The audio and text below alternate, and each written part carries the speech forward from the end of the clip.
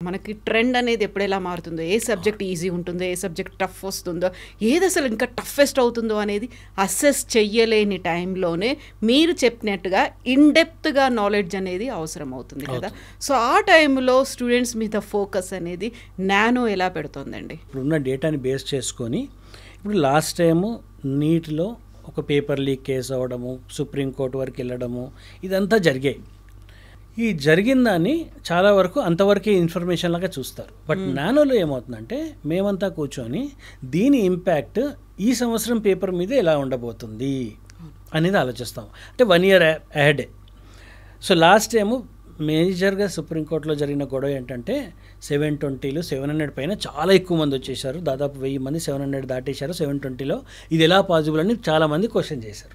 ఏదో జరిగింది, ఇది కాపీ వల్లే పాసిబుల్ అయిందని క్వశ్చన్ చేశారు. సో నార్మల్ బీయింగ్ ఏం చేస్తాడు, ఎన్టీఏ పాపం ఈ క్వశ్చన్ ట్రస్ట్ చేసినప్పుడు ఈసారి 700లో ఎక్కువ రాకుండా చూసుకుందాం అనేది దీనివల్ల గొడవ అయింది last time. So natural tendency ఏముంటుంది, 700లో ఎక్కువ మందికి రానివ్వద్దు అంటే ఏం చేయాలి, పేపర్ టఫ్ చేయాలి. That is exactly what they did. So last year ఆ ఎక్స్పీరియన్సెస్ని పట్టుకొని పేపర్ టఫ్ అవ్వబోతుంది అనే anticipation we could do it before hand.